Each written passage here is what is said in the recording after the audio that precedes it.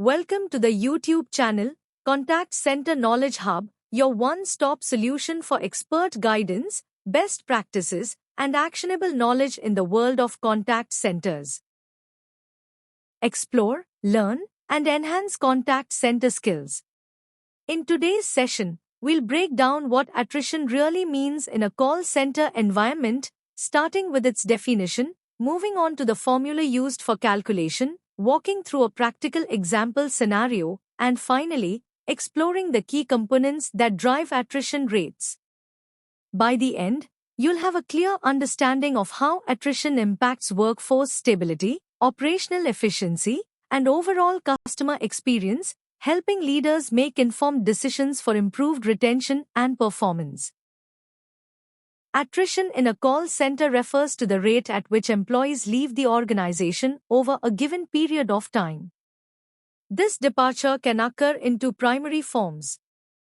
Voluntary attrition, where employees choose to resign for reasons such as better career opportunities, improved compensation, or work-life balance. Involuntary attrition, where employees exit due to factors like performance issues, organizational restructuring, or policy violations. Understanding attrition is critical because it is more than just a headcount metric. It directly impacts operational stability, service levels, and the customer experience. High attrition rates can lead to increased costs for hiring and training, a loss of organizational knowledge, and service disruptions that ultimately affect customer satisfaction and loyalty. By tracking and analyzing attrition, call centers gain valuable insights to improve workforce planning, enhance employee engagement, and maintain consistent service quality. Now that we understand what attrition is, let's talk about how to measure it. The standard formula for attrition is attrition rate, percent, is equal to number of employees left in the period divided by average number of employees in the period, times 100. So, what does that mean? Employees left includes everyone who resigned or was terminated during the period we are measuring. Average employees is calculated by adding the headcount at the start and the end of the period, then dividing by 2. This gives us the percentage of people who left compared to the average workforce size. It's a simple formula, but it gives powerful insights into workforce stability and helps leaders make decisions about hiring, training, and retention. Alright, let's bring this to life with a real example. Imagine a call center that started the month with 500 employees. By the end of the month, the number of employees dropped to 480. Now, during this time, 40 people left. This includes both voluntary resignations and involuntary exits.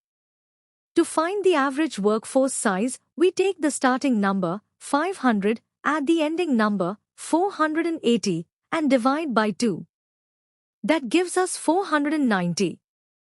Next, we plug these numbers into our formula. Attrition rate is equal to 40 divided by 490 times 100 is equal to 8.16%. So, what does this tell us?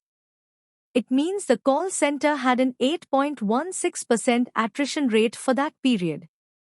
This single number helps us quickly understand how fast employees are leaving and whether we need to investigate the reasons behind it. Now let's break down the key components of attrition so you can see exactly what drives these numbers. First, we have voluntary attrition. This is when employees choose to leave the organization. It usually happens for reasons like better pay, career growth opportunities, or work-life balance. And don't forget retirements. When employees leave the workforce permanently, that also counts as voluntary attrition. Next, there's involuntary attrition. This is when the organization makes the decision.